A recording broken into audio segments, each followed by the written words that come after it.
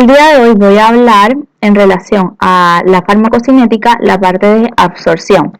Para eso es importante que recordemos el concepto de farmacocinética.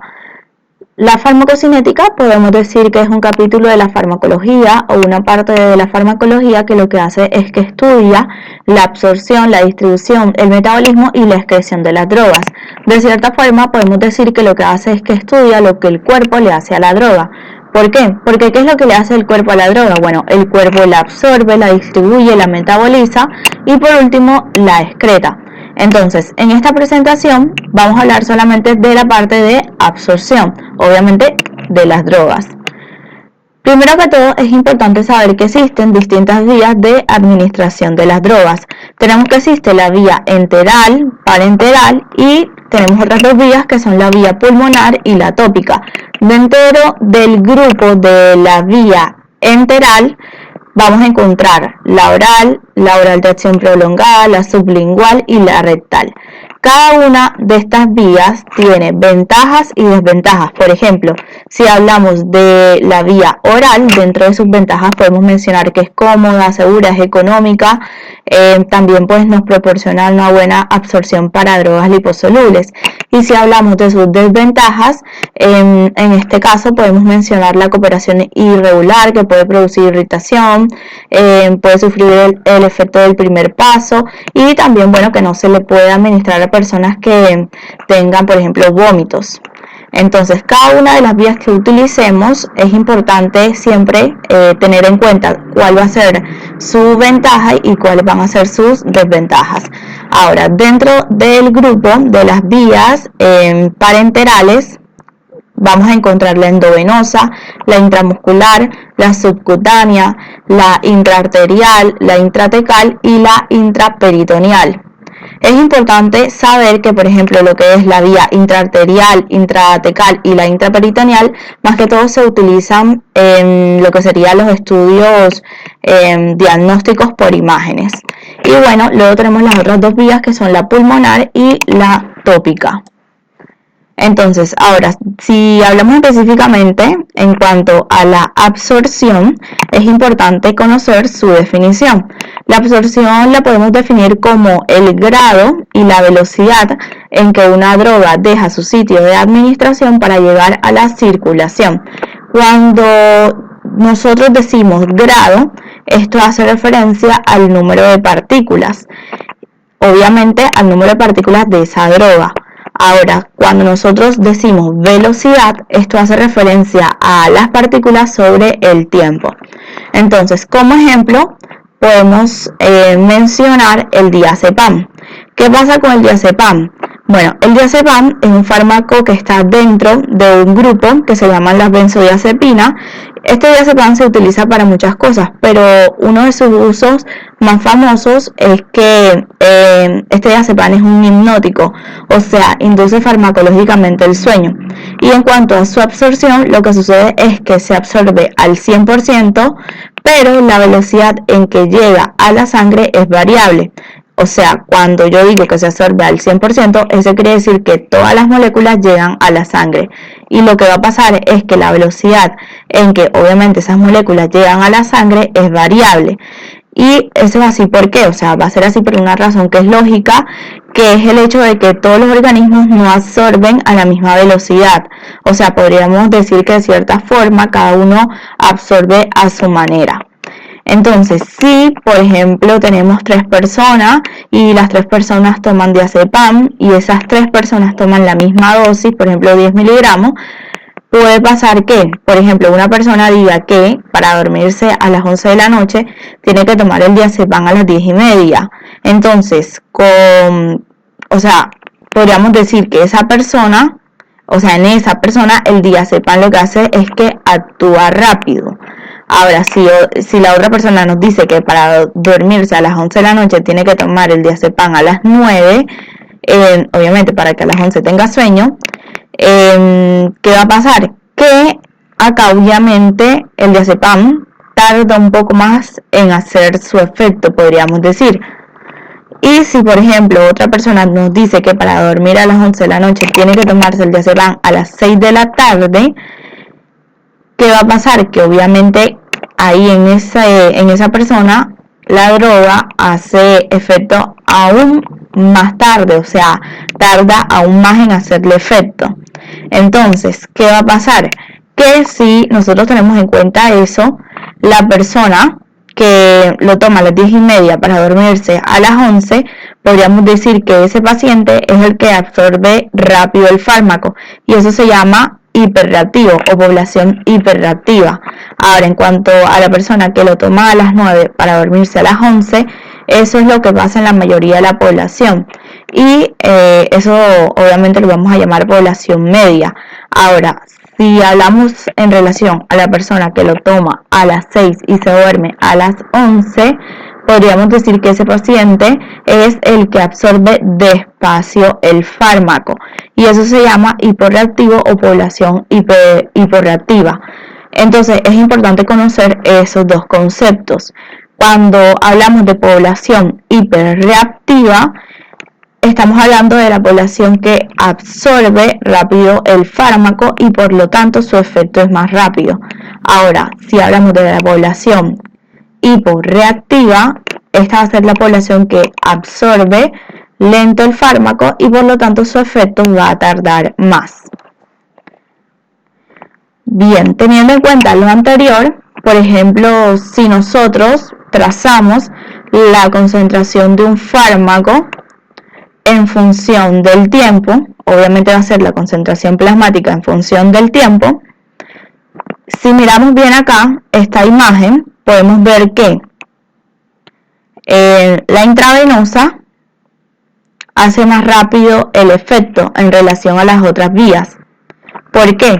Porque si nosotros administramos un fármaco por vía intravenosa, la concentración del fármaco no arranca desde cero, sino que arranca desde una determinada concentración, como se ve en la imagen.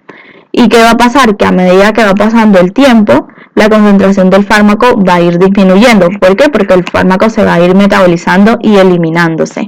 Ahora, si miramos la curva de la vía intramuscular, vemos que a medida que el fármaco se va absorbiendo, la concentración plasmática del fármaco va aumentando hasta llegar a la concentración plasmática máxima, y de allí va disminuyendo. ¿Por qué? Porque ese fármaco se va metabolizando y se va excretando. Ahora, si miramos las otras dos vías, que son la oral y la rectal, obviamente estas dos vías van a tardar más.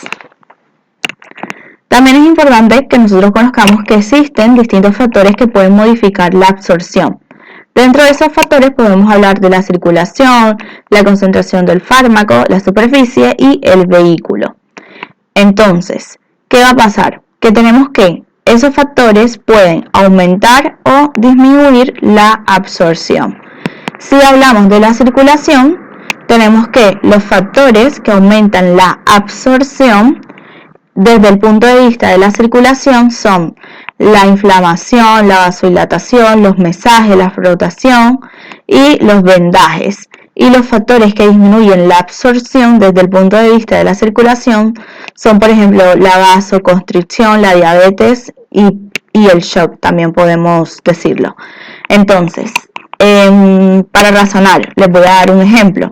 Si una persona se dobla el tobillo, entonces, obviamente, si sufre un esguince de tobillo, ¿qué va a pasar? Que ese tobillo se va a inflamar, le va a doler. Entonces, como está inflamado, si por ejemplo le aplicamos vía tópica una crema con antiinflamatorios, es importante recordar que los antiinflamatorios lo que hacen es inhibir una enzima que se llama ciclooxigenasa. Entonces, al inhibir la ciclooxigenasa, se estaría inhibiendo la producción de ciertos mediadores inflamatorios, como por ejemplo las prostaglandinas. Entonces, ¿qué va a pasar? Que cuando yo ponga la crema en ese tejido todo inflamado, recordemos que si está inflamado, obviamente hay vasodilatación, lo que sucede es que el fármaco se va a absorber rápido porque hay vasodilatación. Y si al poner la crema hago masaje o frotación, esos dos factores también contribuyen a que el fármaco se absorba más rápido. Y también si sobre ese tobillo pongo un vendaje, eso también aumentaría la velocidad de absorción del fármaco. Por lo tanto, o sea, teniendo en cuenta lo anterior, la velocidad de absorción de ese antiinflamatorio que tiene la crema obviamente va a estar aumentada. Ahora hay que tener en cuenta un concepto, que es el hecho de que a mayor velocidad de absorción de un fármaco, o sea, cuando el fármaco se absorbe más rápido, se van a producir efectos locales y sistémicos. O sea que el fármaco, en ese lugar donde lo puse, si se absorbe rápido en ese fármaco, que si sigo hablando del ejemplo anterior, que sería el antiinflamatorio, ¿qué va a pasar? Que ese fármaco que yo puse ahí en el tobillo, no solamente me va a inhibir la ciclooxigenasa que hay en ese lugar, o sea, en el tobillo, sino que me va a inhibir todas las ciclooxigenasas del organismo. Entonces, ese sería el efecto sistémico. Entonces, ¿qué va a pasar? Que si esa persona se dobló el tobillo, después de aplicarle la crema con antiinflamatorio, seguramente pues va a decir que le disminuyó el dolor en ese tobillo, y eso sería el efecto local. Pero también nos puede decir, por ejemplo, que siente un ardor en la boca del estómago, o sea que tiene una gastritis, y esto es así porque también se inhibieron las ciclooxigenasas gástricas. Entonces, al inhibirse la ciclooxigenasa gástrica, no se aporta la cantidad necesaria de bicarbonato para contrarrestar el ácido. Entonces va a haber básicamente una irritación de la mucosa gástrica, y eso sería el efecto sistémico. O sea, como dije anteriormente, se inhiben todas las ciclooxigenasas del cuerpo. Entonces hay que recordar que cuando el fármaco se absorbe rápido, el efecto va a ser local y sistémico. Eso es importante tenerlo en cuenta. Ahora, si hablamos en relación a la superficie, bueno, en cuanto a la superficie, lo que va a pasar es que la absorción es directamente proporcional. O sea que a mayor superficie, mayor absorción del fármaco. A menor superficie, menor absorción del fármaco. Ahora, en cuanto a la concentración del fármaco, bueno, esto también va a ser directamente proporcional.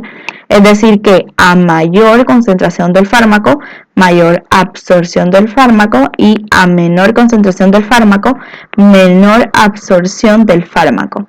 Y ahora, bueno, si hablamos del vehículo, recordemos que el vehículo sirve para transportar el fármaco, o sea, los fármacos no van solos, sino que vienen con el vehículo. Y es importante saber que existen distintos tipos de vehículos. Habíamos dicho en el video pasado que sería las generalidades de la farmacocinética. En ese video habíamos dicho que existen distintos tipos de vehículos. Por ejemplo, sólidos, acuosos, oleosos. Dentro de los sólidos, bueno, tenemos el comprimido, que recordemos que en este caso, bueno, tenemos los excipientes que le dan color, consistencia, sabor. Los acuosos, como los frascos de ampolla, por ejemplo, para una intramuscular o una endovenosa. Los oleosos, como la penicilina G, benzatínica o algunas hormonas, o sea que estas, como están en un vehículo oleoso, o sea como en un aceite, lo que va a hacer ese aceite es retener el fármaco y lo va a ir liberando de a poco. Entonces, eso es muy importante tener en cuenta que existen distintos tipos de vehículos. Entonces, lo del vehículo tiene que ver con dos conceptos, que son el coeficiente de disgregación y el coeficiente de disolución. El coeficiente de disgregación, o sea, es la capacidad de una sustancia de transformarse en micropartículas. Y el coeficiente de disolución es la capacidad de las partículas para mezclarse en un medio líquido.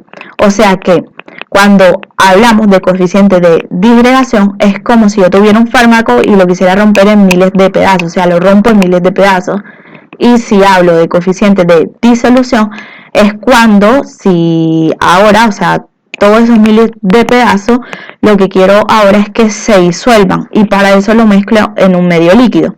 Entonces, teniendo en cuenta ese concepto, o sea, coeficiente de disgregación y coeficiente de disolución, en relación al vehículo, lo que va a pasar es que si el vehículo está disgregado y disuelto, obviamente ese fármaco se absorbe más rápido porque atraviesa más fácil las membranas. Bueno, esto ha sido todo por el video. Espero que les haya sido útil. No olviden suscribirse, darle like y compartirlo.